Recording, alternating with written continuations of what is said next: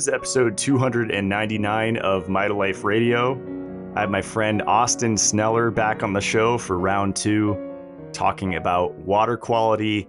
I sent him a podcast that made me laugh, where there was a lot of fear being spread, a lot of misinformation, a lot of confusion.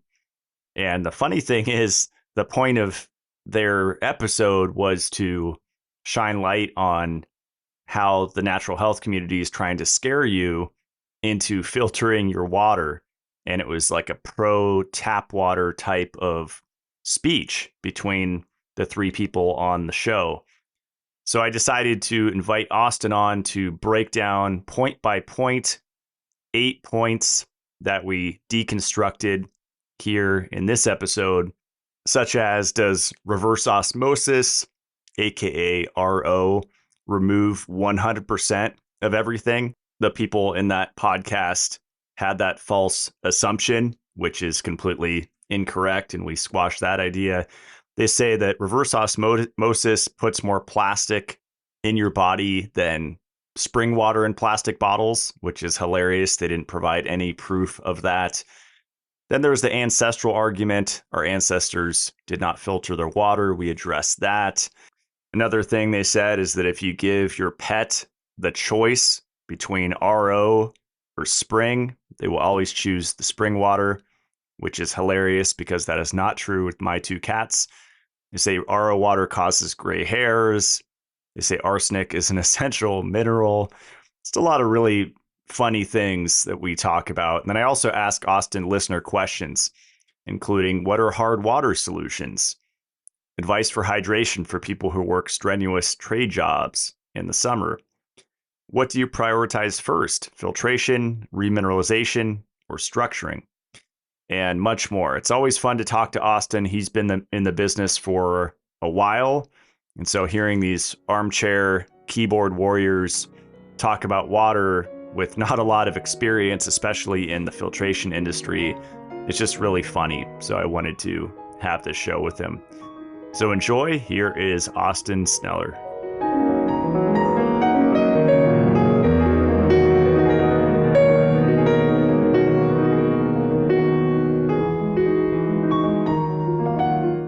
All right. We are back with Austin Sneller. Welcome back to the show. What's up, Matt? Excited to be here, man. Round two. Yeah, I'd called you up several weeks ago because I listened to a podcast where there were three women talking about water quality and water filtration. And the title of the podcast was something like When the Health Realm Gets Toxic or something like that. But everyone in that show was just spewing a lot of nonsense. And we talked about it earlier on the phone. And so that's why we wanted to have a second show here and really address their points one by one that they made and just clear the air on this subject, because they made it out to be, they made it sound like water filtration is unnecessary. Not only is it unnecessary, it's harmful, and that we should drink tap water was essentially their message, Right. Which was laughable. And it's very trendy right now in the health space to kind of talk about how fear is sensationalized, fearing supplements, and there's so much fear, and it's true, but then they could use that and manipulate it to steer people in the wrong direction. Right. And we were just laughing about it. How could filtering your water be a bad thing? Right. No, I'm so glad you had sent this, Matt, because I hear things, I watch videos and stuff, but you get some good ones that come into your territory, and I kind of like to stay abreast of all the stuff. And yeah, it was definitely a little more eye-opening. It's not my typical one, and so it was good to hear, and I appreciate you asking me to come on to maybe give my 2 cents and talk about what we've done together, and kind of hear what else, what's the other talking points about the subject, and maybe I'll say, listen to the podcast from this guest, the host and the guest, and generally I really like that these topics are coming up. I think it's great. Generally speaking, it seems in the last couple years, consumers and people were all getting a little bit more educated and we're more curious. I mean, I think that's the best part, and as we all get more educated and we all help each other. But you're so right when you kind of read a title, when things get toxic and they're kind of switching the narrative a little bit, it's like it's okay to have some alternative views, of course, but we want to keep the playing field even, give everyone the right talking spaces so we can have that discussion. And I definitely think this is a good one to discuss and have that healthy discussion, because if we don't, this could just continue, and maybe there's things we somebody needs to address. And even since you had shared this with me, I have had a customer or two bring up a talking point from this, and we'll get into it. Something that they were saying, and it's funny because it was even before I had maybe fully heard this, but then when you shared the podcast, I had someone ask me this, and I was kind of going, maybe this is where it's coming from, right? Again, it's good to know about these things and what people are concerned about, right? Yeah.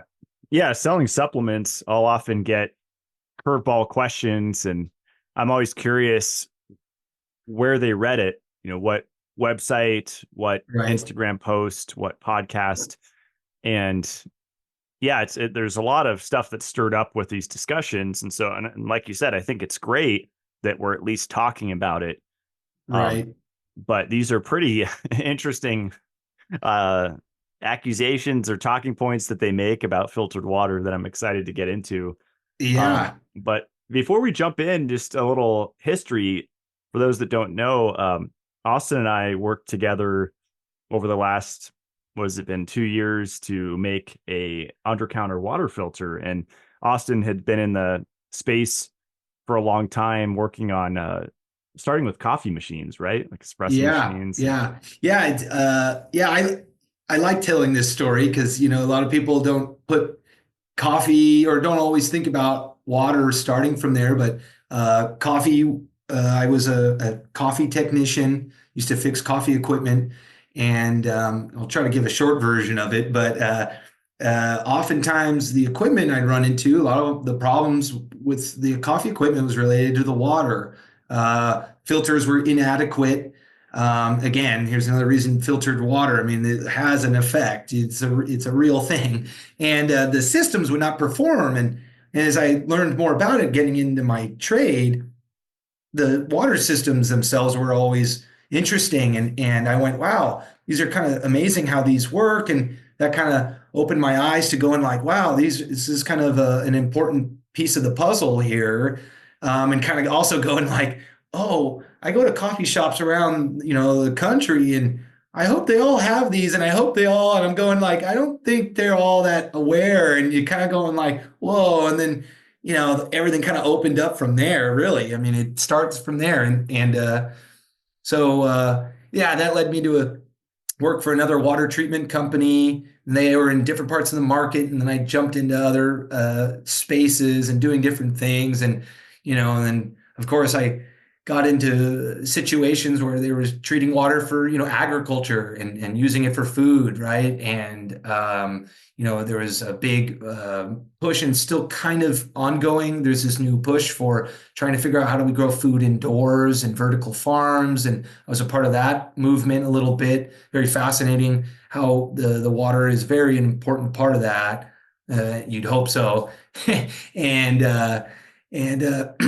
so yeah, I mean, it all is important, and it's really open. And then so yeah, when you and I started to work together, it was great because I got to kind of pull a lot of that experience I've had, hear what you wanted in your product, and we were able to work together. And I think we really were able to come up with something we're excited about, and it's been fun to kind of improve the product together too. And it's been cool. So Absolutely. Yeah. Yeah. We have a mutual friend, Leon, that owns chain, a few coffee shops down in SoCal. And every time I go down there for a conference, which tends to be once a year or less, but that's my highlight. That's my favorite part about being in that area I believe it's at Anaheim, I think, area. He's Uh, got one in Fullerton. Yeah, a little plug for Leon here. One in Fullerton, and he's got one in the city of Orange as well here in SoCal. well, brought that up because the last conference I went to, I stopped there, and I think it was my first time seeing that location, one of those, and he showed the water filtration system. I took a picture, and what a difference it made. I mean, yeah, the quality of the coffee, everything matters, obviously, with high quality espresso, but it just blows my mind like how downplayed it is, how important the filtered water, because that combo of how he sources the beans and the filter, the whole house filter essentially that he's using, Hmm. it was the best. I mean, it was almost better than my homemade espresso. Oh yeah, I That's mean, and it's cool because like you're saying, Leon being our buddy, and we all talk about this, right? I mean, he knows the importance of it, and it's like, hey, and the quality of his coffee that he sources, it's almost you don't even think about, hey, I'm gonna have to make sure that what 99% of this coffee is the water I'm using, and why would I not invest? You know, Leon buys extremely nice from nice farms coffee, and what a disservice to be if you're not taking care of the water that you're serving it in, and yeah, so we appreciate Leon for taking the time to put into his filtration system, not only for the coffee, but of course for the customers that yeah, enjoy it. And yeah, it makes such a difference, And I know I do, or Flow Motion does the water for him and his shops, and we make sure it's all up to snuff. And thinking maybe one day we'll get around to making little seals, like powered by flow motion on and so when you're because cool. in a way I've thought about it. You go to a coffee shop and you go like, I don't know what their filtration systems are out, but you might like to know that you're like, hey, we take our water seriously, and Leon has taken the time, and he wrote something up at the shop so people do know that hey, we treat our water here, and that's a big part of it. So Yeah, absolutely. Yeah, I had one of those little drive-through coffee shops up here like 2 to 3 years ago in North Idaho, and it was just like battery acid. It was so oh horrible. And I remember Ray Pete, before he passed, he said he would talk. He was a huge caffeine fan. He called it caffeine and adaptogen, and he would say that the coffee grounds actually with drip coffee absorbed heavy metals, so the coffee grounds itself act as Mhm. a filter. And there's other contaminants. It's not just not just the heavy metals that are Right. in the tap water, which kind of segues into. Oh, and before ending the Leon plug, the name of the coffee shop is Play Coffee. So people are probably like, "What's it called?" Oh yeah, right. Yeah, yeah, there you Play. go. Save some messages for yourself in that. Yeah. uh, so they're and also thank you. Yeah, we'll talk about what we've created. I think near the end after we cover all these points, and it's been awesome to work with you on this. But going into the first point, so they talk about tap water, and the guest on the show says that tap water is just quote tapped water, meaning it could be from spring or well. But most of the time, I mean, people that message me on Instagram and social media, and I talk to them a lot, it's a luxury to be on a well or a spring. If I had to put a percent on it, I would say maybe 5% of the people, and that's probably very conservative, that the people that message me are on a well or a spring. Right. Most people are on municipal water, which means that it's chemically treated, right? Correct. Yeah. And yeah, so that was the opening piece of that section in the podcast that started the discussion on water. And yeah, I think always opening up discussions with definitions and understanding, and not to be too disparaging here, but when she starts and she says tapped tap water is just tapped water, and that's kind of very misleading because we use the term tap water to explain we're talking about usually municipally treated water, usually going into a home, and it's coming and it's fed through the municipalities through a pump, and it's you got nice pressure, and that's coming from the now. tap water, when it's from a municipality, they have a source and they get water from either well or spring water or aquifer. So it does start, but tap water is not spring water. Okay, so they're not interchangeable. And so she kind of was alluding that you could have, and she even said at one point, I believe, she said most people have, they say they have tap water, but they don't know that they have amazing water, alluding to it being spring water.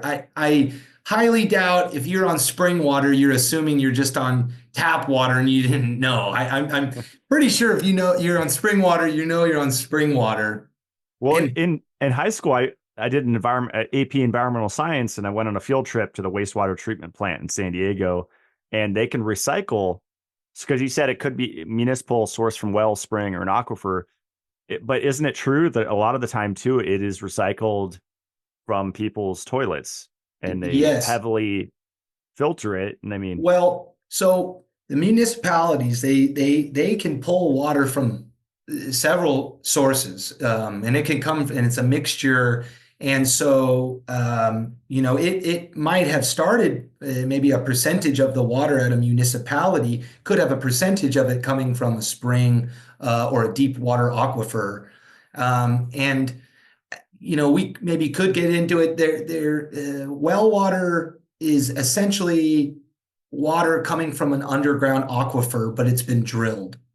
Spring water is actually when water from an aquifer is it's pressurized and it basically comes out because it has a non-permeable part of the rock, and water is pressurized and it finds a way out.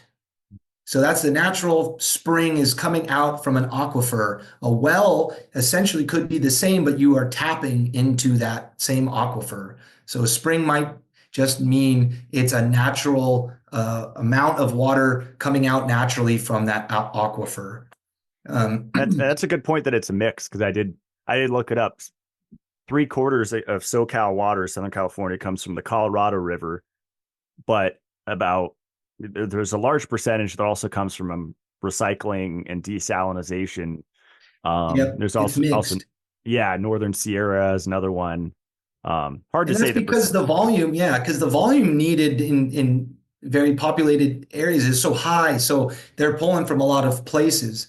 So, going back to what she's saying, if tap water could just be tapped water, or you know what I'm saying is, it's like, no, tap water, we should just keep it, easy to know. We're mostly referring it being from a municipality, and it will be coming from several sources. And we don't always know unless we know more about the municipality itself, of course. But um, in the notes, what else yeah, what else to say about that? I mean, Well, I think we covered it. Yeah, yeah, I think I mean, how hard is it to, I've been off grid for like 4 years, most of the last 4 years, and it's a lifestyle, especially without a family, without kids. I did goats by myself, growing food by myself. It's a lot of work. So I think a lot of people do live in the city for that reason, is because you're getting spoon fed your electrons to run your life. You're getting spoon fed the right, water right, to run your life. And right. it's very easy. You don't have to worry about pumps breaking, and everything's taken care of generally. Right.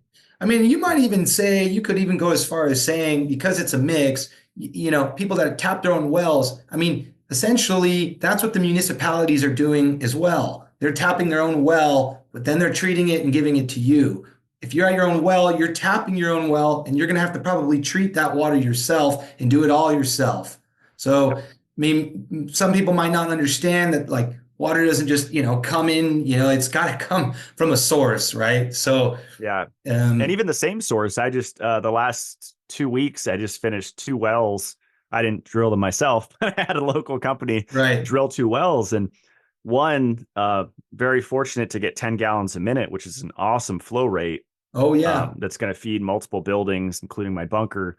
And that was only at, I think, around just under 500 feet or something. But I went deeper for the water level. And then I drilled higher up on the mountain. And the reason why I'm bringing this up is just a little ways up there. I mean, probably only a 500 feet climb in elevation, something like that.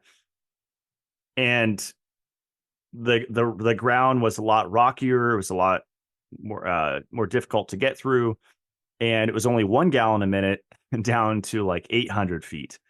But Wow. I remember when I talked to the guys there, they just finished drilling, and they said, "Yeah, there's a lot more iron in this water than the other one. Same mountain, a Oh, 5 minute UTV ride up a little ways, right. and probably twice the amount of iron."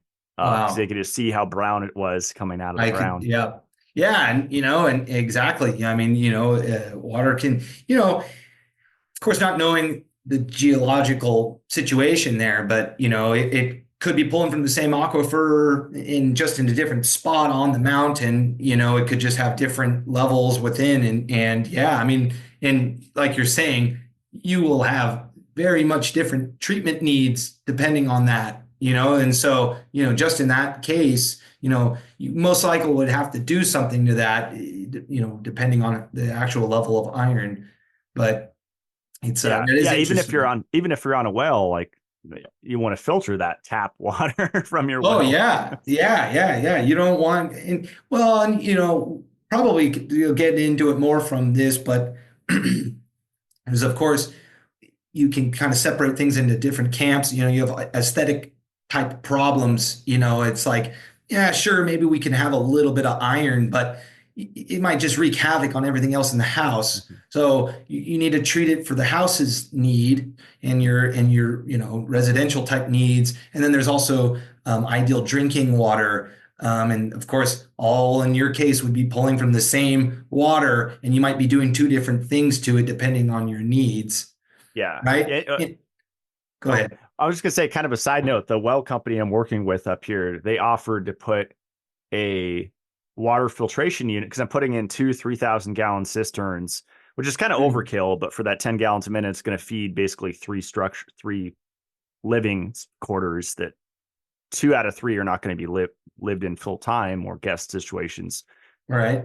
But they offered to put in a filtration system underground with the cisterns, and those Mm. would feed potentially my greenhouse. And uh, someone talked me out of it because and I found that out here with my water softener because I was trying to I have a crazy, without going 100 different directions here, I have a 27 vortex shower head that pretty much atomizes the water, and Oh, it yes. feels like Right. Right. a Yeah. mist under it. Yeah. But you need so much uh, you need a lot of pressure, and you need semi-soft water for those little tiny holes to not get plugged.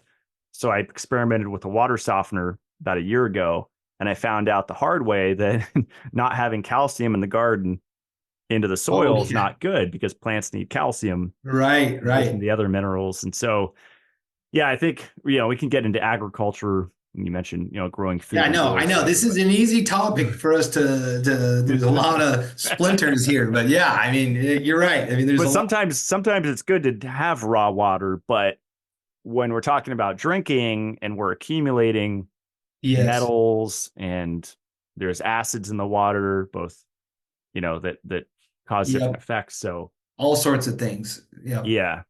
So the second point they make is, to me, was one of the most interesting. They talk about how reverse osmosis can be dehydrating, and it's funny because they kind of jump from RO to distilled, like in the same sentence, where they're completely different technologies. Right, It, right. Yeah, and yes, she was responding to that because she was saying, the whole topic, right? Again, when health becomes toxic and how like the fear and we should be changed here and there.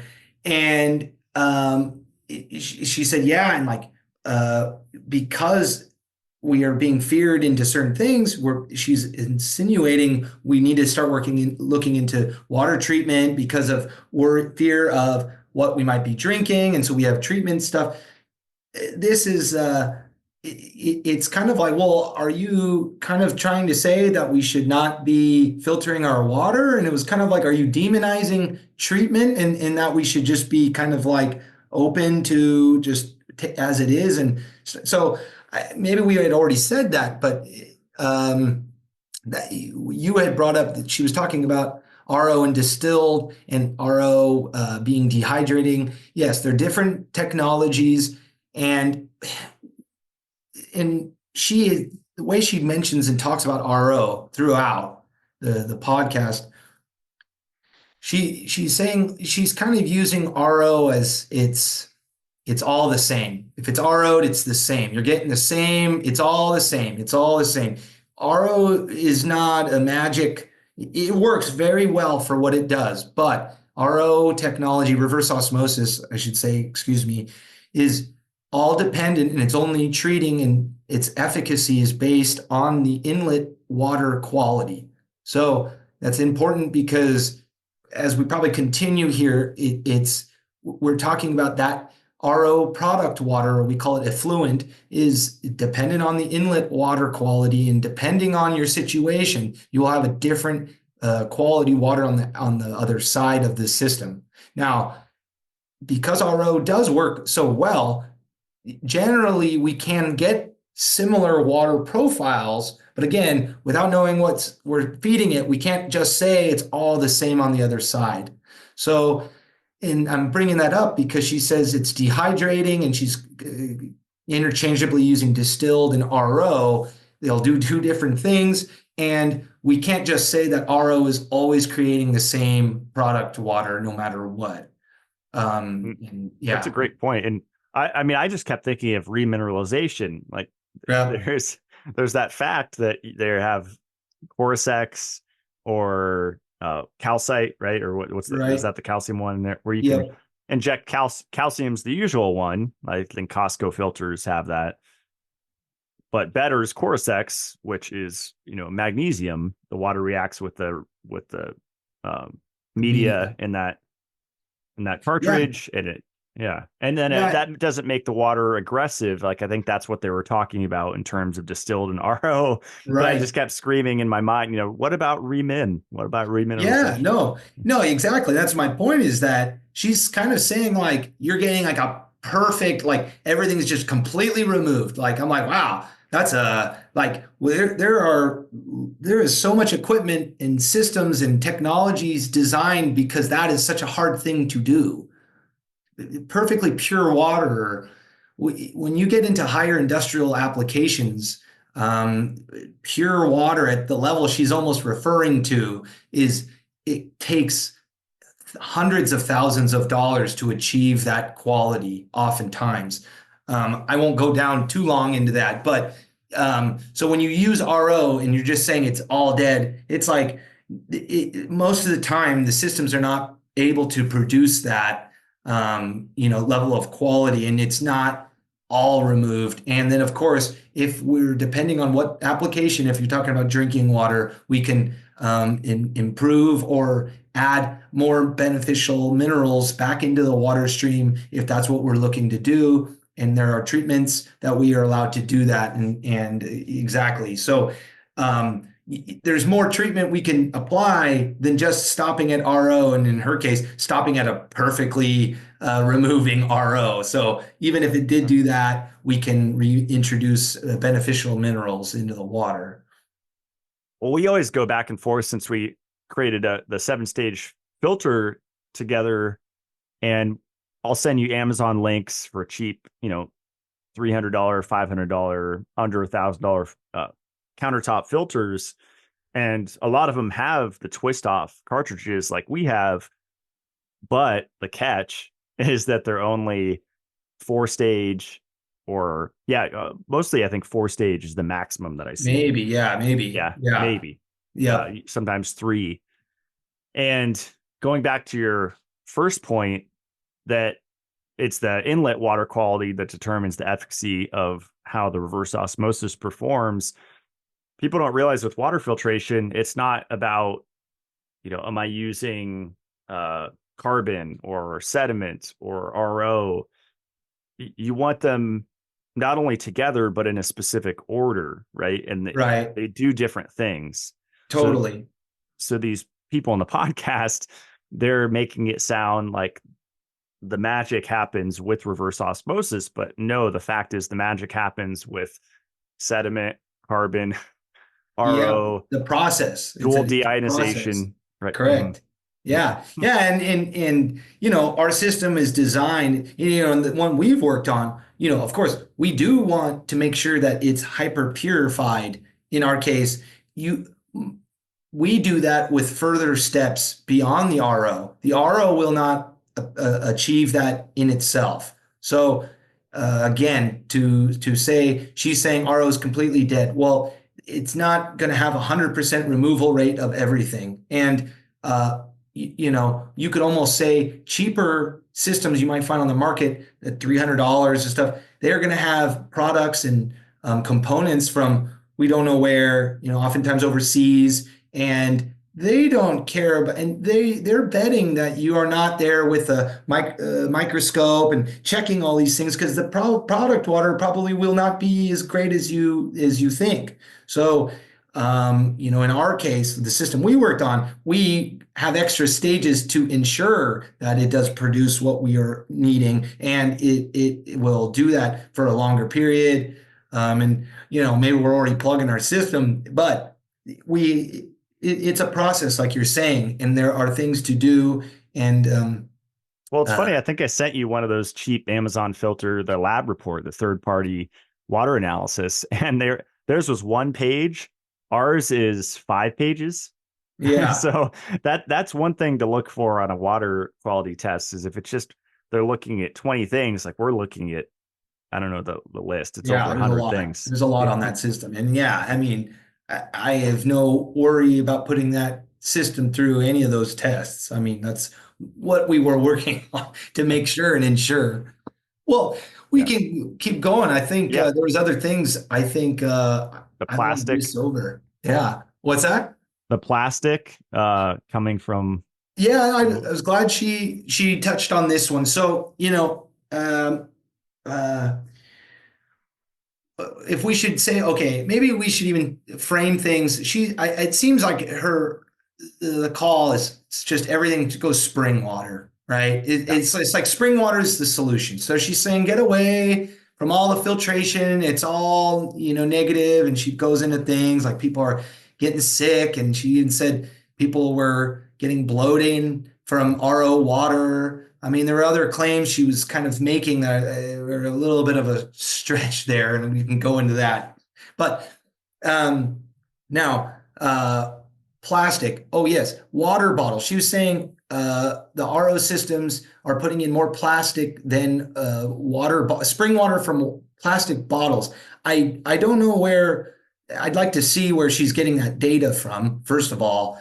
Now, spring water in plastic bottles, I think we could all agree, not ideal. I mean, plastic bottles, as we can see, and more information comes out every day how much plastic they do leach. And that's because the integrity of the plastic bottles themselves are very, susceptible, questionable. You're going against heat and time of the water sitting in there. They're being transported, here and there. The other day, driving on the on the highway, there was a big Aquafino Arrowhead, big truck, huge truck, and I think inside the truck, I think they're the big blue 5-gallon tanks. I believe that's what's in that tank. I mean, this is an 18-wheeler truck. Now the whole thing is just wrapped in this tarp. I mean, it's not. I mean, it's not even metal. I mean, it was literally a tarp. And I'm thinking, and it was hot. I mean, it was 88 out. It was 88 degrees or something. I'm going, like they don't even encase that thing. And I don't know where that thing's sitting. I mean, that thing must have had 1,000 bottles on it. I mean, that's just an Yeah. example, right, of plastic in these. So I think we can all agree plastic bottles are not ideal. And another point too, those are all great points, is even if the pH on the bottle is above 7 and it's slightly alkaline, it could still have corrosive acids in it, even with a high pH, correct? That are also adding to that leaching effect. Yes. I mean, there could be a lot of things. I'd say UV light, light entering break down the plastics. Yeah. I mean, and without knowing, yeah, the pH, it could be aggressive water, and there could be some things in the water that are starting to leach and pull from that. But yeah, it's just, of course, we know the plastics themselves are to be a transporter to get you the water, right? They're not designed for really anything other than that, but it's become a commodity and a sold product. And if glass was cheaper, I'm sure all of it would be in glass, I'm sure.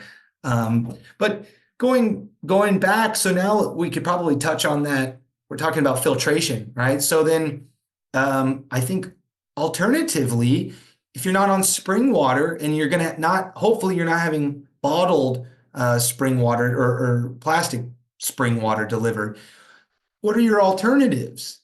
And I think that's the biggest thing here. And it's like, do you have access to spring water in your backyard? I'd say a very large percentage of the world does not have that. And again, I'm not even going into whether or not we don't really always know what's in that spring water.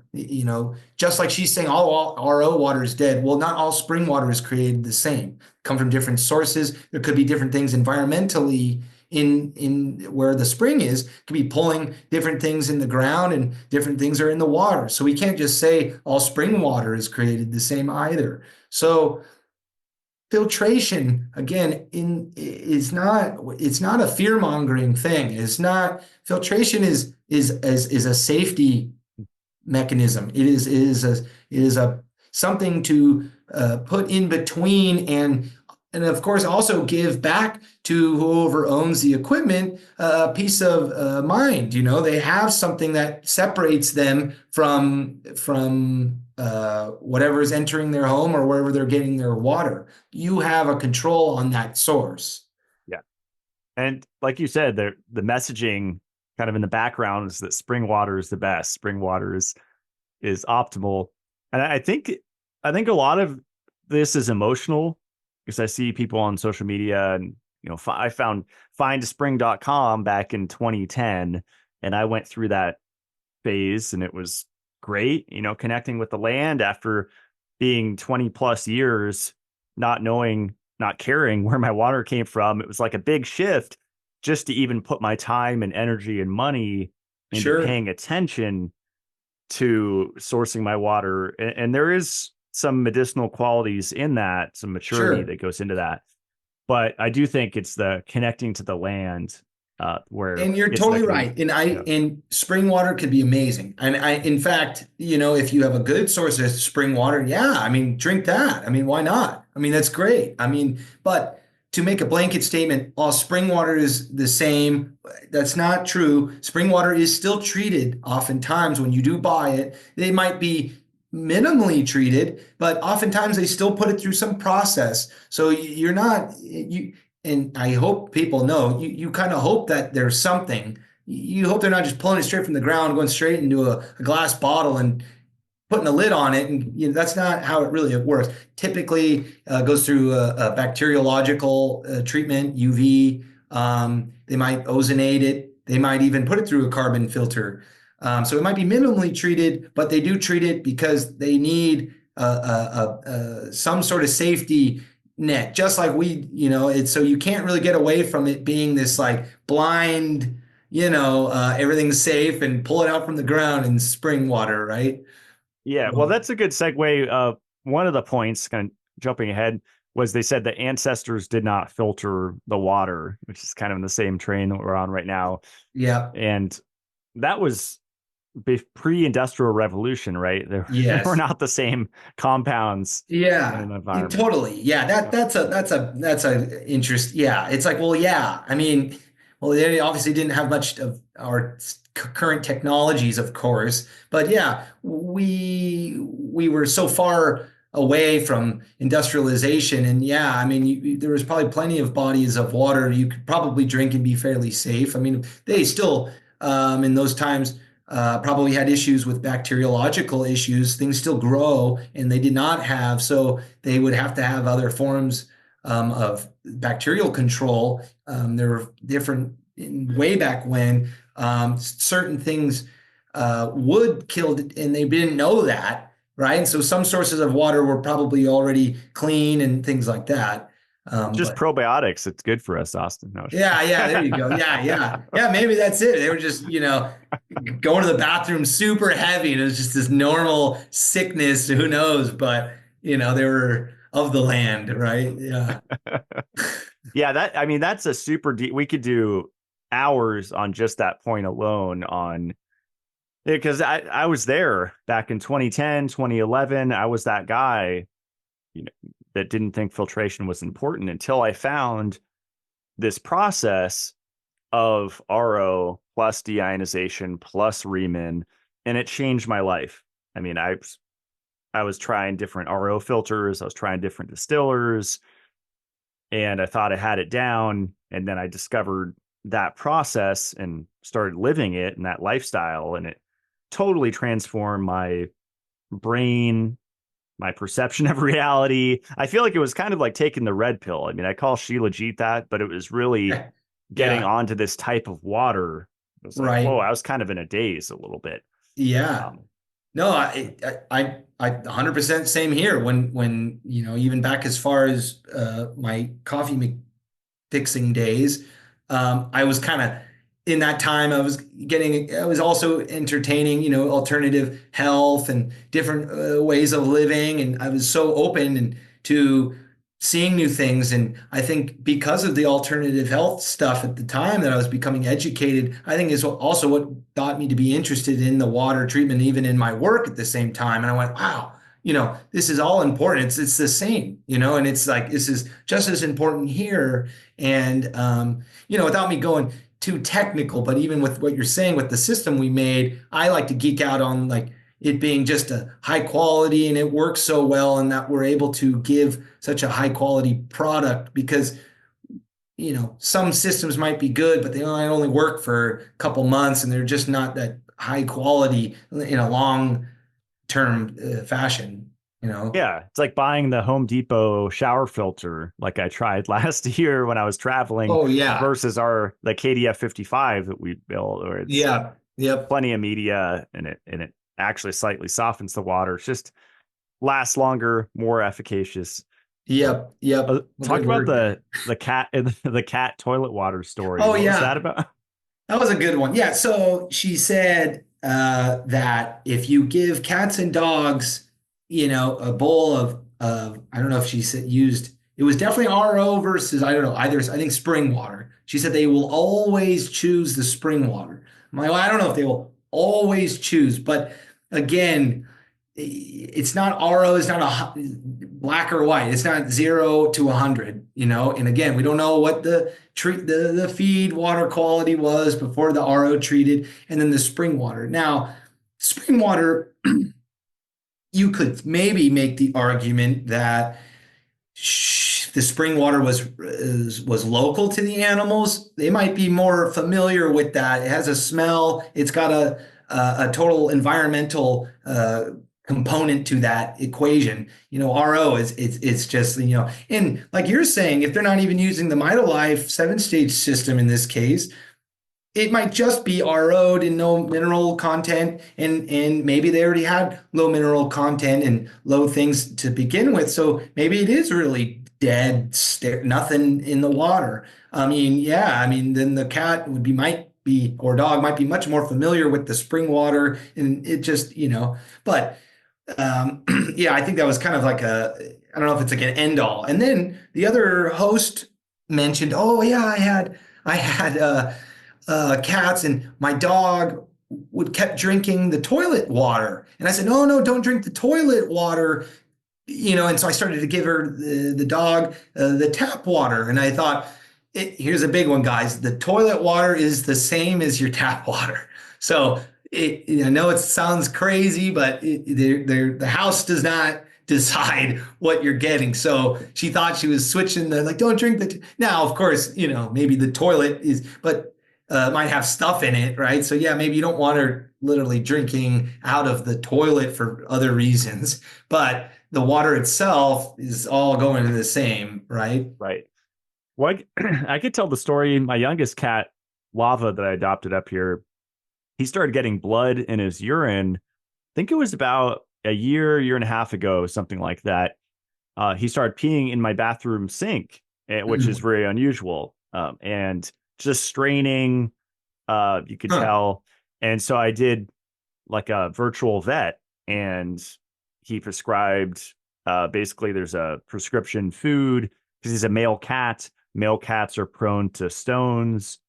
That Mm. tends to be from high mineral content or too much protein. Mm. And so, in addition to the prescription, like Royal Canin food, he recommended that actually dissolves the crystals in his system. He also, at the end of the call, he said, also, if you can get him on distilled water, we found that to be very beneficial for male cats that are dealing with these urinary stones Wow. because the less minerals in the water will actually help to clear them out. And so with my two cats, Laura and Lava, I have a fountain and I only fill it up with it's light water brand. So it's 10 parts per million deuterium depleted water. And it's Right. essentially distilled water. Yeah, it's The very, TDS is very very light. low. Yes. Yeah. And I ozonate it.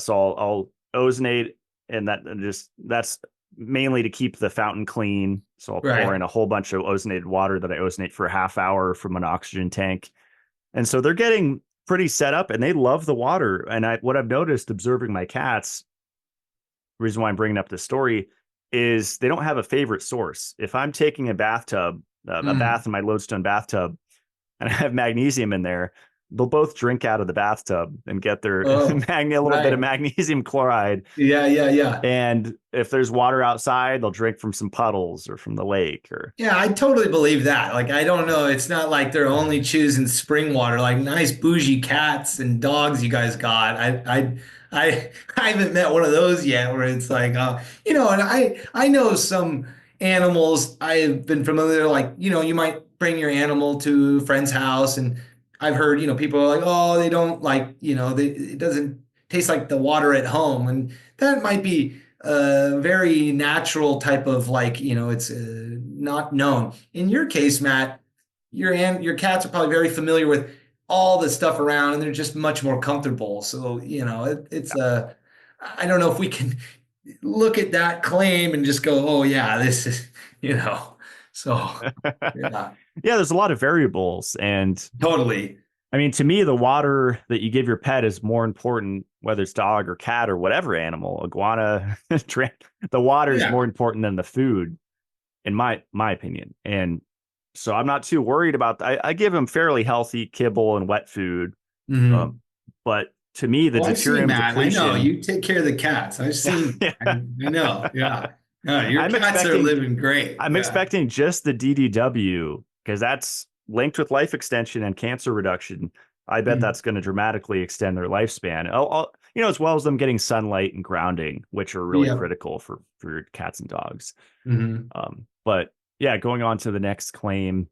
What about gray hair from reverse osmosis water? Oh yeah. Yeah. I don't even know. She said. She said I've had clients or say that they're all getting gray hair from just drinking RO water. I'm like, that's a big claim there. Again, going back, it's like I'm not even going to say that has anything to do with it. But if she's trying to make the claim because the RO's stripping and it's like it's I might she did bring up that I think her father or someone was only drinking distilled water. Yeah, that I could say yeah, I probably don't recommend only drinking distilled water. I don't think you'd be getting gray hair from it. But yeah, ideal drinking water is one thing and it's in a different class. But I sorry, I'm gonna have to call false on that. I don't think anyone's getting gray hair Well, from. well, from my research and from talking to people, it's the copper and zinc in balance, and it's not the same for everybody. Mm. So, like, you could need copper, Austin, and that'll reverse your gray hair if you catch it early enough. And I could need zinc, and that'll reverse Mm. my gray hair. And so it just depends on a lot of factors. I mean, probably your history of which one did you get more of, Well, zinc or yeah. copper, and And I don't think everyone's getting all their copper and zinc from their drinking water, right? I'm hoping you're getting that from your foods and other places. And oh, you drink RO and you're getting rid of all the copper and zinc, your hair is going to turn gray, you know? Yeah, like I have, yeah, there's something more there. I'm sure we could. Yeah. and did they say arsenic is an essential mineral? Was that another point? Oh yeah, I caught that at the end, and I don't want to quote if I don't remember it exactly, but I think she said arsenic was an essential mineral, and I'm going, no, I don't think that's ever been claimed. I It's added some definitely mercury not. to my coffee this morning to my Oh water. yeah, you just sprinkle a little, yeah, Mitolife new arsenic supplements because it's essential. Yeah, definitely not.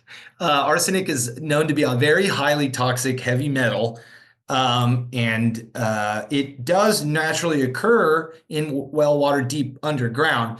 And you definitely want it removed if you have arsenic in your water. Arsenic can be kind of sometimes tricky to remove. But I think as I'm saying this, I'm remembering, I think she was trying to bring it up like, don't demonize all the things we're trying to pull out because some of these things you kind of need. Sure, there's like copper and zinc. Okay, those can be found in water, and maybe you don't want to pull those out. But I think a bigger piece here is to say, let's say there is arsenic in your water. It could be a very small amount found in your water source, typically only found in well or not municipal. They will definitely be pulling that out. Um, if you are finding a little bit of arsenic in your well water, you could have a very small amount. Even a small amount is not good, but this can bioaccumulate because you would just be drinking this over how long, and you don't want that in your water. So you can't be like, oh, we need a little bit of arsenic, but over months of you drinking this stuff, maybe bathing in it, not a good idea, So not an essential heavy metal. Don't watch out. Yeah, and I think a lot of the argument, like we talked earlier about the emotional component of connecting to the land, which I always try to see where people are coming from, and I think that's part of it. And I think another part of it is wanting more control and more. You don't have to spend money on, for example, I'm a huge fan of Shilajit. I like Mhm. high quality Icelandic salt. I like Kintone hypertonic or those little salt filtered saltwater shots. Yep, And yep, between those three things, as well as steak, ground beef, fish, yep, wild rice, yep, all the nutritional stuff, I feel like I'm covered and I'm yep. getting a more pure source of minerals. And there's probably some contamination of arsenic in my wild rice and small amounts here and there. I mean, we Right, can't right. escape it. Sure, sure. Yep. But I mean, I think that's the Mitigation. Yes. resistance is people are Yeah. like, you don't need to spend money on Kintone and Shilajit and Icelandic salt because you can get all your minerals from the water. I think that's kind of in the background, a lot of the messaging I see. behind Yes. this. You're right. Yeah, and I think you brought up another good point to talk on is like, foods, right? And if we're talking about foods and water, well, if we're, taking out, if we're just talking about water and we're talking about for drinking, but like what about water for your cooking, right? And water, you need a filter because it's like if you're making your rice, you're making your pastas, right? Tell me what you want to, you don't have a drinking water and then you use tap water for your pasta, right? I mean, why would you do that? And then, of course, if you're saying only use spring water, well, kind of ridiculous. I'm gonna go make some pasta and go pour out and there's one bottle, two bottles. Like, whoa, whoa. So like, you need a filter. You need to have. I'm just gonna have to stand by that because it's like we're not trying. And she mentioned at one point she was a water filter salesman, and I go, oh, like that. I don't like to think of myself like that. I have chosen a career path to be educated about this substance that's essential to our lives, and I'm trying to educate as I learn every day in this industry, right? And share that, and and we're not filter salesmen. I that's a not a good term. We're, and they exist because I'd say the salesmen are the ones that aren't that educated, still trying to sell you something. So I'd see that's a big difference. And so, um, definitely think the message here, my take is not trying to just sell water filters, but I am trying to double down that I think there's a big reason to have filtration, and it's not to scare you about all the things, to be scared, and that's not our sales tactic here. Yeah. I mean, when we started talking, it wasn't let's go to this water trade show and find a good brand to slap the Mitolife label on. You Yeah, had Flow Motion and you were building systems. You said, I funded the project, and I said, let's let's create this custom thing that's never been done before, and that's what we achieved. And we're right, selling it at under $2,000, where something right. equivalent to this with the whole setup easily I've seen $4,000, $5,000. I mean, especially when you get to the multi-level marketing companies, Oh and it's yeah, not and even those aren't effective even. filtration. Yeah, those aren't even like doing anything. I don't even, I mean, they do I think they do less than they're telling people they're doing. I think. And yeah, you and I talked about it last time. In our system, we use the best quality components we can use. I mean, we make it all here in the States. Filters are all made in the US. We use the highest quality stuff we can. I mean, that's a whole nother segue is if she wants to if we spoke with the host and the guest, there is levels of the integrity of the products themselves, like we did talk about, and we're trying to create something that's good. If you decide, okay, I like Matt and Austin, these guys are awesome and I love them and I loved what they said, and I decided I think there is a reason to have a filter. Well, then when you have made that decision to get one, okay, well then what, right? Where are you going to go now? So now what do I do? Now there's 50 million filter systems, and you go, whoa, whoa, whoa. Just go Well, to Amazon, get the cheapest one. yeah, exactly. And I think as I've seen and have been in the industry now, unfortunately, companies, and maybe this isn't even just our industry, the water, this is a lot of products. I think you and I would agree. There's more companies trying to sell you less for more, right? Everything's shrinking, and the quality of everything as we look around is just disintegrating. And I saw a company, tell you one, it's on my Instagram, and it's saying new Kickstarter, new water filter, like this. And they're saying, like, coming up with this thing. I mean, it's such a marketing ploy that they're trying to launch their product as like a Kickstarter, and it's just some product, it's like this isn't even doing anything. It's just like a two-stage RO, and they're saying, like, get involved. And it's like you can get in for $350. And it's like, oh, that is like a $50 product at most, right? Yeah. And it's like unbelievable, and it's like we don't have any idea anything, and people don't know what types of questions to ask for products like this, and Yeah. Well, that's, I forgot that I had asked on Instagram for people to send in questions. And I forgot to give you a heads oh up. yeah, I think you know the answer. And a great segue to what you just actually said right now. I think there were a few people said hard water. What do I do? We have hard water in our home. Do we need a water softener and a water filter? And I did want to bring up this point because I have a lot of experience, as does Austin, obviously. But for a short time, I lived back in Southern California, and it was a little outside of the city, but I was still on municipal water. It wasn't a well. And I had Austin help me set up a massive overkill whole house filter, which was essentially like the Mitolife filter, but harder to scaled up. maintain, built Yeah. up. Yeah, it's just like a big square with a big holding tank, and it was a trickle fill on the holding tank, which is the product water.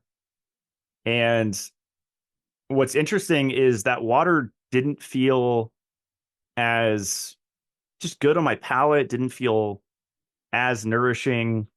Going back to the source water being municipal versus it's funny back up here in Idaho, wherever I've lived, well, a couple houses, being on spring or well and filtering that, it's a totally different mouthfeel.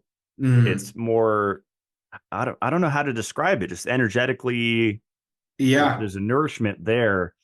And so for me personally, like after being on Spring and Well long term, I cannot go back to Municipal, and I tried it last year. And Yeah. so there is that factor of that to consider. And I Yeah. always, if people can do it, I recommend rural living and try it out. I don't think it's for everybody, but to me, the water from the spring or the well, even filtered, you can taste the difference and feel the difference from that. Totally. And I'd say even to that point, going again, you're starting from the water you were starting from at that place was of much lesser quality, even though it's municipal water. This is a good thing to keep in mind. Municipalities essentially treat the water just to enough of a level, you know, and people say, why don't we just get it all out? Like, why is it, why do it's because the volume of water that they are treating to remove certain things and lessen the volume, certain contaminants or different things, there's a threshold.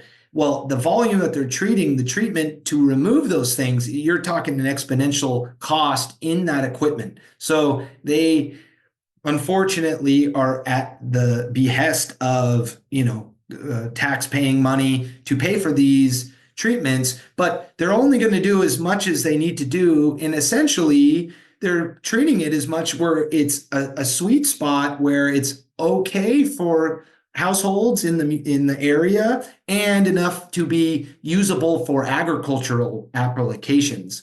So the agricultural use is kind of gets the brunt of all of that water, and it's good enough for agriculture use, and then it's good enough for household, and really for both of them it's not even ideal for either of them typically. So in your Yeah. case, to go back to what you were saying, where you were starting that municipal where they got it to just enough, and then you're putting it through more treatment to try to get it better, and that system worked fine, but it doesn't nearly get it to the quality you're getting from starting at a well water source where you are, then treating it from there. So again, that probably kind of doubles down that starting point where you are and all those things. Yeah. So with the question, if someone has hard water, and I know there's specifics where you usually have to talk to the person about their individualized situation, but if someone tells you they have hard water, do you what's kind of your response to them?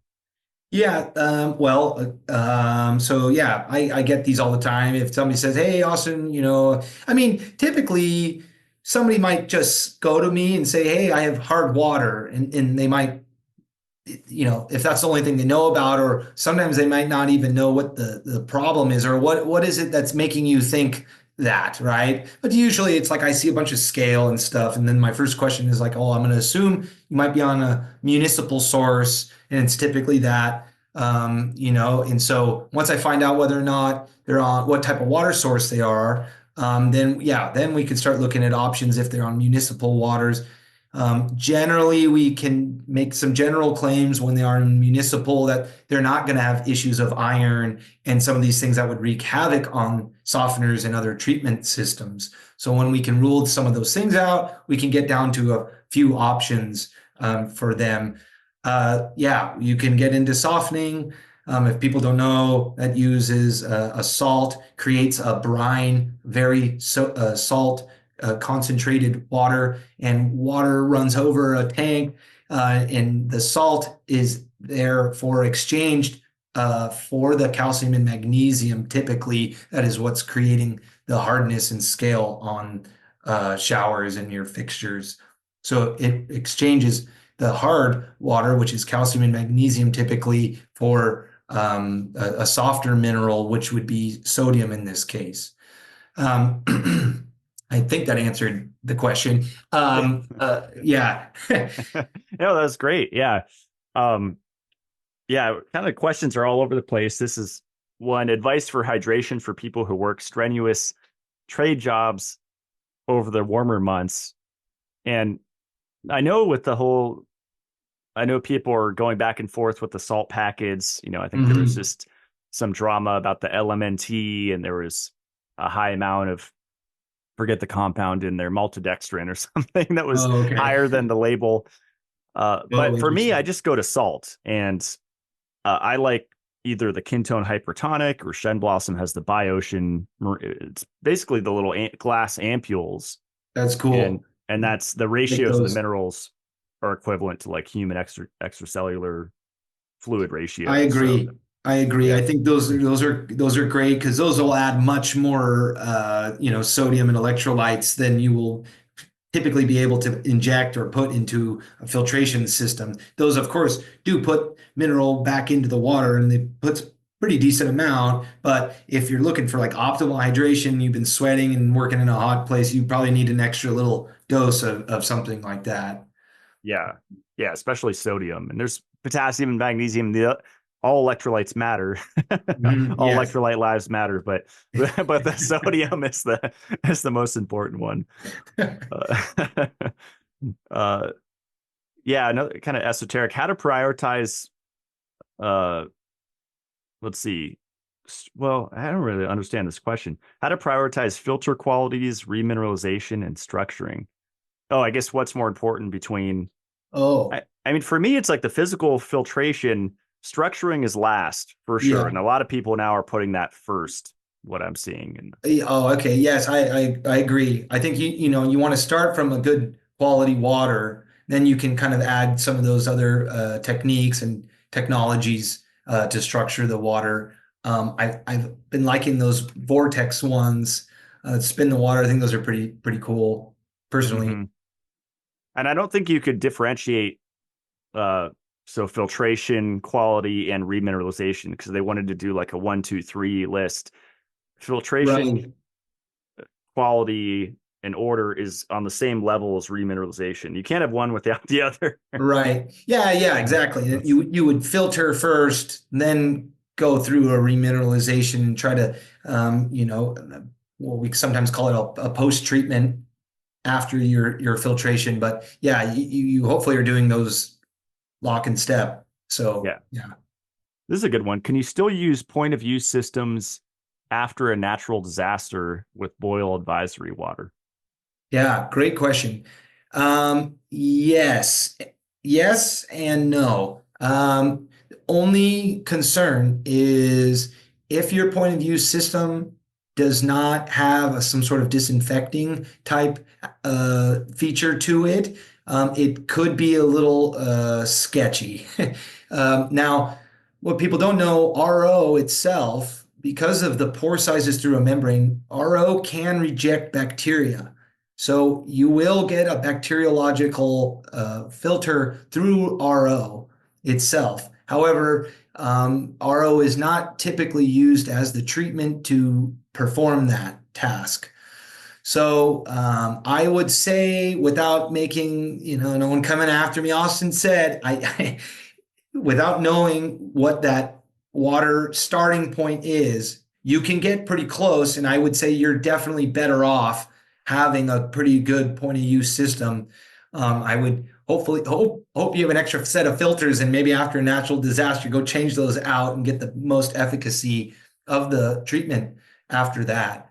But again, bacteriological concern is what you might be concerned with or should be concerned with in that case.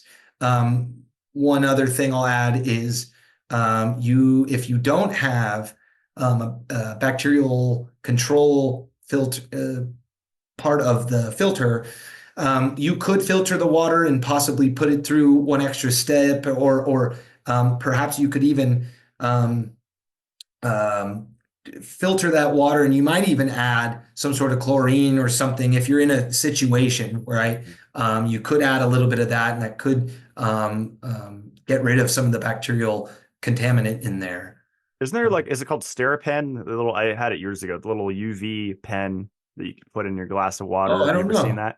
I'm not as familiar with that. No, that Yeah, sounds. it's like a camping thing. Like it's a little rechargeable. I mean, Oh, if you okay. just had a tiny solar panel, you could run that thing Oh, forever. okay. Yeah, there you go. So if you had something, so yeah, if you have something that will take care of the bacterial issue, then that would be preferred. That's kind of where my brain goes. Yeah, Yeah, I was right. It is called Sterapen. Yeah, it's Terrapin. $90 on Amazon, Sterapen Adventurer. So yeah, it's kind of marketed to campers and Okay. purifies Yeah. 1 liter in 90 seconds. So UVC. Okay. Yeah, pretty cool. Nice. Good question.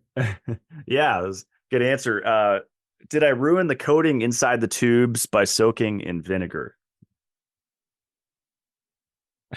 Uh, What are the tubes going to the filter?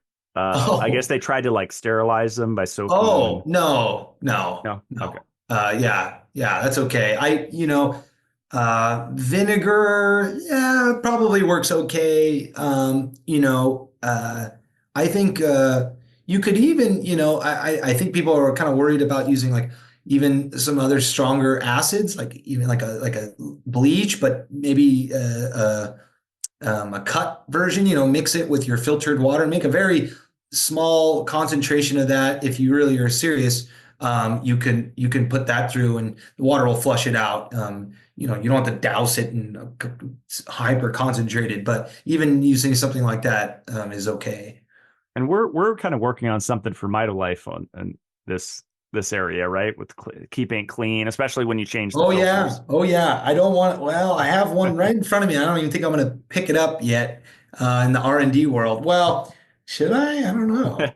Well, it's Well, audio only, so people. But yeah, it's just a little little teaser that we are tidbit. working on. Yeah, we're very close actually. So yeah, we're working on a little additional piece. We'll be able to work on, well, you will replace one of the filters in our system, and you'll be able to run a concentrated or slightly concentrated form of a chlorine, mix it with your inlet water, and you'll be able to disinfect all the lines in your tank, which will be a very big upside to our system that I've not seen on other people's systems. And if you do it on other systems, I know it's a lot more of a headache to perform than ours will be. So stay tuned. We're very close. And if you don't want to use the chlorine, could you use like H2O2 or Oh another yeah. Oh solution? yeah. Okay. Yeah. Hydrogen peroxide Mhm. would be good. Yeah. Whatever oxidizing form to clean the lines would work great. Yeah. Awesome. Let's see. How to deal with bacteria in well water. Is it ultraviolet? Yeah, so well, yeah, I kind of like the topic of well water, and I think a lot of people. I've been getting a lot of emails recently about well water, and maybe I can say some stuff about well water. Bacteria control in well water, it depends how what you're trying to do.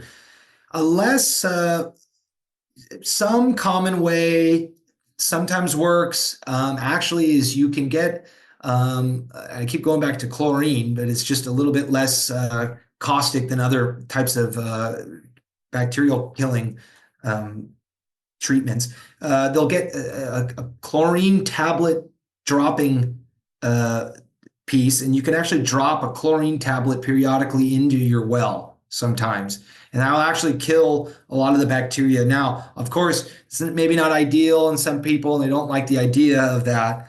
I'm just giving from way far back in terms of the well. You can start there. People actually can drop a chlorine tablet or something into the well, and that will do a pretty good amount of the work right there. Well, possibly like 30. I think it's bulk hydrogen. There's bulk hydrogen peroxide that I buy. It's a 35% solution. Hmm. And I wonder if you could pour that in as well, right? You probably could. Yeah, peroxide would work a little, where, yeah, what you kind of get into is strengths of oxidation basically and how you are eliminating that. So yeah, you could do a concentrated form of that. That would work. Um, Now, if you are pumping out of the well and you don't want to do that, there you could also do a chemical injection to do the same thing where it's not dropping it in the well. You would basically drop it into the pipe and you can inject it into a chemical injection pump, and you can have different types of bacterial control chemicals, whatever you might choose. You can inject it in line into the well pump that way. Another way would be obviously UV is very popular. UV works very, very good. One thing to note, if you are on well water, you want to try to find out. In your case, Matt, you mentioned you knew your well you drilled was 10 GPM. Great that you threw that out. So if you know your gallon per minute rate of the well, you want to size your UV accordingly, so you know you're getting the right UV transmissivity of the water. UV is great. UV works. In UV, I'll add, UV basically disengages, or I forget the term we use oftentimes, but it kind of it kills the cell of the bacteria. So the bacteria is kind of still there, but it's basically inert. And that's how the UV works, and it kind of kills the cells of the bacteria. Um, yeah, I'd say those are the good. You could also get into some other ones. Ozone's great. Ozone can be sometimes a little trickier to apply in that application. But I'd say UV is probably the preferred bacterial control for well water. It's no chemical free, kind of runs in and out, good form. But I kind of gave all the kind of typical ways to do it. Yeah, it's awesome. Yeah, that's what I'm using here currently is the big UV in the Yep, whole works house. great. Yep. Couple questions on hydrogen. Is hydrogen water a thing, or hydrogen water bottles legit? Hydrogen hydrogen therapy works, right? It's Yeah, hydrogen. Yeah, hydrogen's kind of become a new thing in the health water world here. Yeah, hydrogen's interesting.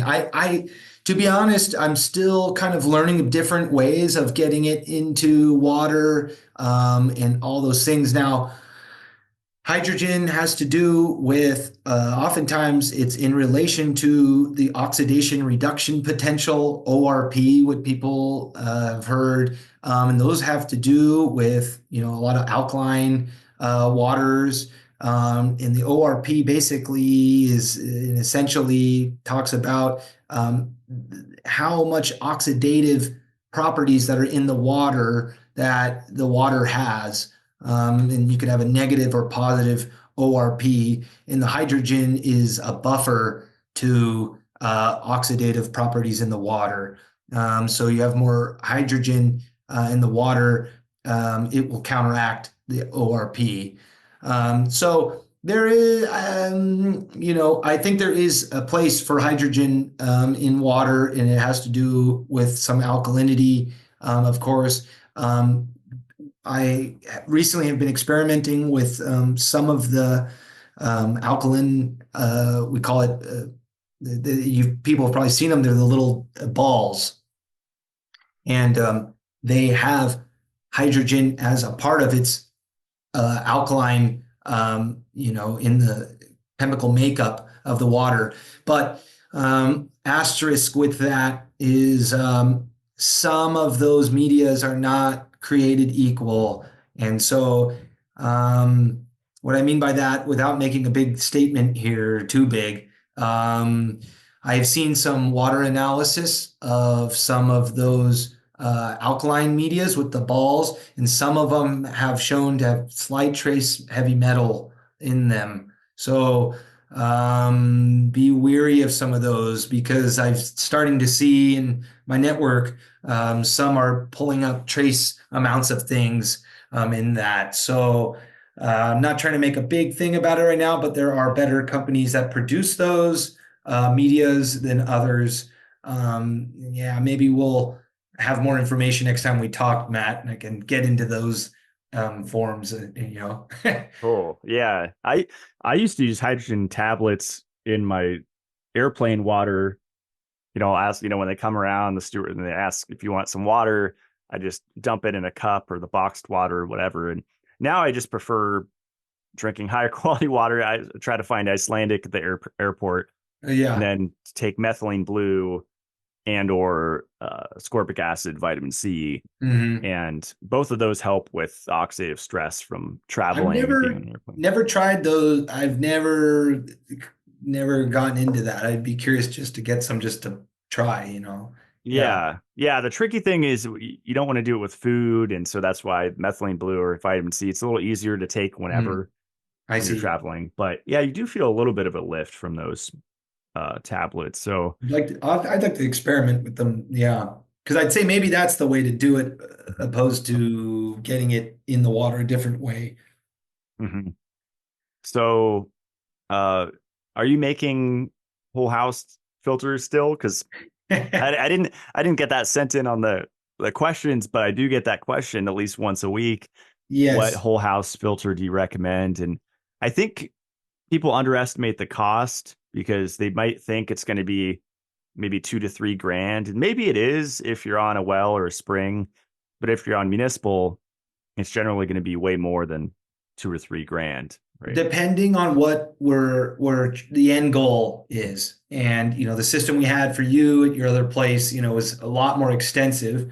And it was a nice system that treated a lot more. Now, there are whole home treatment in you, and maybe I should back up. I should also say people kind of use whole home treatment as if it's like one thing.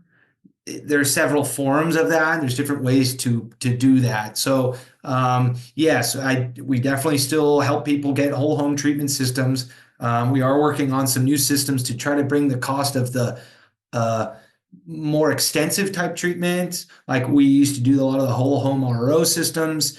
What I've found with doing those is they work well, but I think people underestimate not well, maybe they do underestimate maybe the cost, but they underestimate what it means to have this and how to maintain these systems. And I'm trying to work on getting people better quality whole home treatment and not it be this turning you into a mechanic without you knowing. And I try to emphasize that up front. Of course, I'm not trying to get anyone locked into anything. And hey, good luck maintaining this, but systems need to be maintained, and so there's a trade-off of cost, maintenance, and what your end goal is. I really like whole home carbon systems. I think whole home and we sell those. I think whole home carbon systems are excellent, and we sell them that can maintain themselves. Carbon lasts very long time. Again, depending on the feed water source, but has a very large surface area of contact, can treat a lot of water, and can improve the smell and the taste, and can remove a lot of things out of a lot of water sources. And those aren't quite as expensive. And personally, I think carbon is a really good general water treatment. And yes, long-winded way of yes. Yeah, yeah. So if someone comes to you with this question and calls you or emails, um, is getting a water test, is that one of the first steps to find out if they don't know what's in their water, If finding out they're on which well direction? water, yes, Okay. yes. Always, and I'm glad you mentioned that. As any good, and I don't plug myself, but any water treatment specialist you might talk to, they should, if you're on well water or a different form and not municipal, they should emphasize a water analysis. And I've had some people send me water analysis, and if they're sketchy or I don't, where did you get these numbers? I ask if we can do that, because what happens is if you're trying to, if you're a water guy and then the salesman you're talking to, if they're not asking these questions, well, what happens is they'll sell you something and the treatment might not work as great because there's things that you don't know and they'll counteract, and there's a little bit of engineering involved, and it needs to be gone through, and segue into something else. I had a customer recently, and they sent a water analysis, and I've had a few, like I mentioned, I've had a lot of well water stuff come up. I had one that came up, and we got the water analyzed, and it was really sketchy, really sketchy. And I emailed them back. I said, "Hey, let me know if you'd like me to walk you through this, because there were some things that jumped out at me. It was really never heard back from them." And, and I kind of went, "Okay, and it's not my job really to police that." And then there's other ones I see and they know. And then I had another customer had sent in, they said, Austin, this came up and now I want to do something about it. And I said, oh, that was so good on you for doing that. It's a really good thing for you to test your well, go get it checked out, and then you're doing something about it. And this person mentioned to me their old neighbor lived by them and said, oh, I never tested my water. I didn't know. I drank it for years. I didn't know. And she's going like, oh my gosh, and she goes like, we checked it out and we knew we had to do something about it. And it's like, yeah, what's the saying they say, ignorance is bliss kind of thing. And that's not really typically something you want. Ignorance in your well water quality is not always bliss, Yeah. so yeah. Do you think at some point on your website you're going to have just a click to buy generalized whole home Yes. system or different ones? No, I'm glad you brought it. We're working on our new website right now, and we're working on these things. Because when you and I were starting, Matt, I was trying to support Mitolife, and we're getting our stuff off the ground, and been pulled a lot of different ways. And as things have kind of worked itself out, I've noticed that I think people are asking a lot for that, and I'm trying to. What we've been working on often, or mostly, I should say, is finding treatment solutions that will work and not putting things on the site that aren't what we stand behind. And, I hope people can see in me, I really care about giving good quality things and not just trying to have things to sell. A lot of the things I do put out are researched, are backed up, have been tried and true. And so the things we'll be putting on are those things that I've kind of gone through and done some of those things. And unfortunately, to the viewers now, certain things you might have to reach out still. I won't have immediately all the whole home, but in terms of your well water, I would still want to do some back and forth and analyze with you anyway. So maybe the buy now thing isn't always a great thing because it's not always the right solution, and yeah. Yeah, unless potentially if you're on a municipal source, right? Sure. Yeah. You might be a little more safe. One last thing I'll add on that is I did have a customer recently.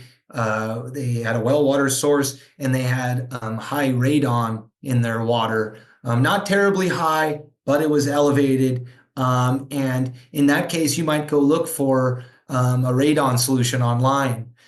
You might get different treatments. Now, very important, depending on the value or how much radon is in the water, you will ultimately come across a few different ways. Carbon is used. However, carbon is good for a certain value. Once it becomes over a certain value of radon, you need much more extensive and sometimes expensive treatment options to remove that radon. And so some people might go, why is that so expensive? I'm not going to buy that one. But unfortunately, if the value is high enough, that's what you must get into. And so a buy it now for your radon system sounds good and it's a cheaper version, but unless you're asking an engineer and someone that it's versed in this stuff, you might be shorting yourself in the proper treatment. Yeah, I'm glad you brought that up. And one last point I think we didn't talk about was the bathing, which is a huge thing. But I think just for a quick tip for people, if you don't own your house and you're renting, then something like the Mitolife, ideally the Mitolife 7-stage under your kitchen sink, that's your drinking, cooking water, watering your plants, house plants, whatever. And then shower filter or shower filters in each of your bathrooms, depending on how many. Right. Now, if you own your house, the ideal is a whole house system plus still the Mitolife 7-stage under the kitchen sink, correct? Right. But then you don't need shower filters generally. Yep, you can. Yeah, and I thought you were going to go to like, hey, I want to treat my bath water. Now, I get people asking me that all the time, but the tricky part with baths are, well, they're not all the same, of course. We don't know, but the fixtures themselves, they're almost near impossible to apply any type of treatment or a fixture to a bath head. There are oftentimes, and I've seen some that uses kind of like ball that kind of hangs below, and maybe those work a I think little it's bit. zinc and copper, right? I think pretty Yeah, and sure. But oftentimes I'll use some sort of something like that. And I've even seen some that like float. I don't know about that. But yeah, so baths are a little tricky, but yeah, if you own your home, fortunately you can maybe do something for the whole home. But yeah, if you're renting, shower filters are great, and yeah, the Mitolife shower filter is great. And yeah, as you nailed it there. yeah. Well, this was awesome. I'm excited to see when's the website overhaul happening. Oh man, well, just to be completely open, it was supposed to be last month, but I think it'll be in about a week or two. So I'm excited, and yeah, stay tuned. We've been working hard on it, and I think it will reflect us and Flow Motion a little better, and give a little more information in of our new products, and we are. Trying to help some of our, I'm a big coffee guy, so I think a lot of what we're doing right now is kind of stepping back into some of the food. I'm trying to improve some of the food and coffee water quality, and stepping back in and hopefully putting more products that for whole home and residential applications. And we have some new stuff coming out. I'm excited to share soon. Yeah. That's awesome. Well, yeah, if you guys have more questions, highly recommend reaching out to Austin. Call, email, right? There's Yeah. Instagram. Yeah. I think you're really generous with your time helping people out with Yeah, with their yeah. I'm not situations. like she said, I'm not a water filter salesman. I try not to be, I really try to just, educate if I can. And, there's some things sometimes people come to me with things I've not come across. And I like those ones. I mean, and so I like to hear from everyone, and it's good for us all, so. Yeah. Well, that's awesome. Well, Austin, this was a fun round two. I'm glad we Yeah, yeah, no, uh awesome, man. I talked appreciate about the these time things. and let me come back on, and you always give me some good stuff to talk about, and I get, it's funny. Last thing I'll say, I'll go out at a bar or I talk to someone and they go, "What do you do?" And I go, "Oh, I'm in the water treatment." And I feel like sometimes I'm at a drink and I'm like talking about water, and I go, I'm sorry, I don't mean to. But then finally I get to talk like this, I can maybe get it out. Oh, you want to listen to what I do? You listen to the Life podcast they just did. That's the whole gist, you It's a little know? too early for tequila, but was drinking a new brew. So Yeah. Yeah, maybe I should have brought my drink with me now, dude. Yeah, 11, 12 o'clock. Yeah. It's funny. well, we got questions about energetic stuff, but I record a separate outro, and so I'll talk about I'm not going too crazy with the energetic stuff, but I have a few Other energetic pieces. doodads on the wall. I run thing, and Yeah. who knows if they work, it's just then we're getting super esoteric and subtle energies, and No, this and stuff matters, but I think that stuff's yeah. cool. And I was gonna say, one thing I've kind of been curious about, and I haven't done too much research, but even with spring water applications, I'm curious about the magnetic properties, as of course too. There's a little bit of a magnetic charge, of course, in the earth. It's very small, but it does have a very, very subtle effect with water. Water is, I think, what they call a dielectric, I believe. So it doesn't have any affinity to magnetism, but it does have a very small change. And so I think some of those things, it's a part of the equation, right? And there's lots to learn still. So Oh, absolutely. Yeah. One of my favorite things that $220 right now, it's the infopathy, not to jump into that now, but I interviewed Anton Fedorenko twice on the show. And it's based on really legit scientists back in the day wow. that were not only Royal Rife, but people that actually were looking at water and What how is it? Is it like water runs through it, or it's after the fact, or what is it? it's a little circular device that you charge with USB-C, and so it's Oh yeah, powered no, I remember now. Oh yeah, that was Bluetooth with very an app, cool. and yeah, they Yeah. figured out how to basically get the frequency of substances. They have some Hmm. device that measures it, and so you can imprint. And I've been doing 12 cell salts, but I did it at the airport, and I don't. They probably think I'm weird, but I'll just be sitting waiting for the flight, and Yeah. when I get my Icelandic water or whatever, I'll just put it. on the into the floor. the bowl piece. Oh yeah, okay. Huh. Yeah, and it just runs for, I'll run it for at least 6 minutes or something and shake up the water bottle. And it's wild. You can really taste the Wow. difference. And I think as far as all the energetic things, especially if you're on the go, that is the one to do. Very Uh, cool. yeah, it's Wow. awesome. Yeah, I could Huh. definitely, changes the mouth feel, feels more Yeah, nourishing. You could choose what you put in it. You could even do like flower essences and yeah, it gets super cool. So that's that's awesome, man. Yeah. yeah, but awesome. Well, Austin, thank you so much. Matt, So flowmotionwater.com and then Instagram as well, right? Flow yeah, Motion yep, yeah, Water. we're on there still. So yeah, Cool. don't we haven't gone totally dark. Yeah, so we're yeah. So stay tuned. We'll have some new stuff soon, and yeah, anybody have any other water related stuff? Happy to help where I can, and appreciate you, Matt, of course, and thanks for having me again. Yeah, no, thanks for sharing your wisdom and we'll do it again at some point. I'm sure that the questions are never ending about Oh water. yeah, So no, and you know, and as long as the water flows, right? So yeah. awesome. All right, Austin, we'll stick around as we close out the show. Thanks so much. Okay, awesome. Thanks, man.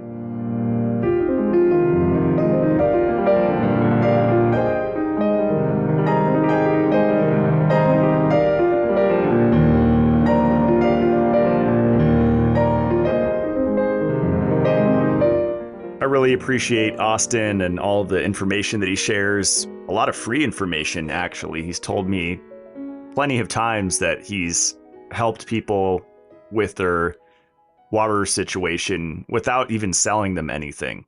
Whether it's supplements or water filtration, a common argument is that we're just salesmen and we're just trying to make a buck and we're just parasites. And it's convincing if you don't know the people. And if you had one conversation with Austin about your water situation, you would quickly understand that he genuinely wants to help. He doesn't want to sell you a system unless you need it. So hopefully this deconstructed a lot of the nonsense out there that you hear about filtered water, because talk about fear. It's like a mind manipulation tactic that these people use, whether it's anti-supplement arguments or anti-water filtration. Both are necessary in the modern world. That's for sure. So as I said at the end, it's flowmotionwater.com if you want to check out Austin's website and inquire about whole home water solutions.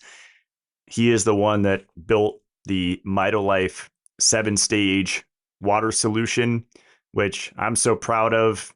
I'm so grateful to know Austin, to be working with my friend on this, and to come out with a system that's under $2,000, especially when we have sales throughout the year. It's way more affordable than every other system out there. And as we talked about a little bit, all the Amazon cheap filters, look at their lab report. How many pages is it? Go to our website, click on 2024 Water Quality Report. It's under the Dimensions tab on our filter page, and count the pages. It's way more than these cheap garbage Amazon.com filters. You are not going to get effective filtration with less media, less cartridges, but maybe most importantly, the stages. And a lot of these companies, they'll cram in 2, 3, 4 stages in one cartridge.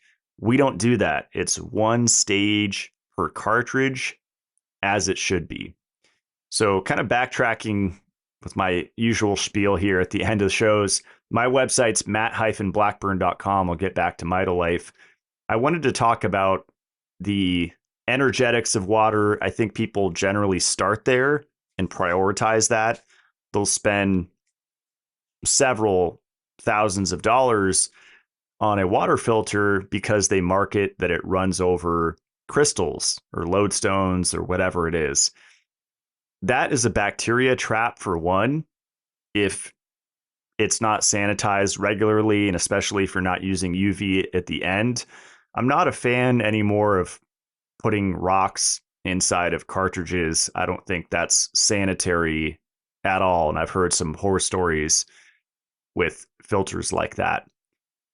If you want to do something energetic to the water, on my website, if you click shop, Analemma water, I had them on the show twice. It's under $200. It's a little wand, super esoteric. That's not the first thing that I go to. It's really interesting technology. I have a whole house one, and hopefully it does something. They seem to have compelling research. But my favorite by far is the Infopathy glowing IC pad. And that's also under $200. And that's what I referenced in the show at the airport, that little story of the Bluetooth device that I set on the ground and imprint, usually 12 cell salts, that's my current favorite, into airport water or water that I get when I'm traveling. And it makes such a difference. It's very noticeable if I use the pad on that water, because just like the water in our body, water in a bottle, it's all susceptible to the influence of EMF fields, EMR, electromagnetic radiation. So you're kind of doing a reset for under $200, and this thing should last for years and years. The Infopathy pad. It's one of the best investments that you can make if you want to start playing around with water technology. Now, another step up from that would be the MRET pitcher from Shen Blossom. Stands for Molecular Resonance Effect Technology. That's patented 6022479 by Igor Smirnov, PhD, in 2002. It uses subtle, low-frequency electromagnetic field that imprints into the water using a flashing light, essentially, on the top of the pitcher. And so you do a whole bunch of water at once. And to me, that's even more noticeable than the Infopathy device. But you could absolutely use both, and that's probably ideal. I would do the MRET first and then the Infopathy second, right before you drink whatever the beverage is. And then there's also the Somavedic devices. I have the Medic Green Ultra on my website there. That's crushed crystals in uranium glass, and it runs electricity through it, and it has a nice glow. I have their ruby red one by my little cat station with their food and water. And you can put a glass of water on top of that essentially overnight, or I don't know how long to structure it, but then you get the crystal energy in there, which is, I think, even more subtle energy. But you can, I'm just making the point that you can keep stacking these things and really take it as far as you want. But the most important thing is to start with clean water. That is number one priority. And a lot of people in the health community have it completely backwards, where they're focusing way too heavily on the structuring and the energetics. That is absolutely last in the list of priorities. It's important, but it's still last. So Mitolife.co, I mentioned the water filter. We also created a shower filter, which we just very briefly touched on in that show. That's the KDF 55. I've gotten feedback that the water felt softer than more expensive filters that had different types of media. Back to my point of the amount of media matters, and KDF 55 is the big one. It's the one that removes lead, iron, mercury, chlorine, and our filter also softens the water with the activated coconut shell carbon. Drinking and bathing water, the most important thing that you could focus on with your health journey, and so overlooked. Doesn't matter how many supplements you're taking. If you're getting hammered by chlorine every day, yes, you can offset it with ascorbic acid, taking vitamin C. That will help to neutralize the chlorine. Iodine will do the same thing, but why not just reduce your exposure? And it's so critical that you stop showering in tap water. We also sell grounding sheets, fresh roasted coffee, really clean shampoo and conditioner, and of course, various supplements. I just mentioned vitamin C. We mix a polyphenol blend in there. I take minimum 1 gram a day, sometimes 2 grams, sometimes 4, 6, 8 grams, 10 grams. It depends on what I have going on that day. We have beef liver, elk velvet antler. A lot of our products are currently on sale. So wherever you see surplus sale, our jellyfish collagen that's very rich in glycine, and it has a lot of really interesting compounds in it that you won't get with any other collagen. And encephalon, I take 4 of those every night with 200 milligrams of melatonin before bed. And the ginkgo biloba in there helps to lower cortisol, which improves sleep quality, and the microalgae extract in there improves short and long-term memory. I'm on Instagram, Matt Blackburn. Mitolife is on Instagram. You could keep up with updates of my bunker build and tons of free information on the Mitolife page. So that is all for today. I'll see you guys next Friday. Stay supercharged.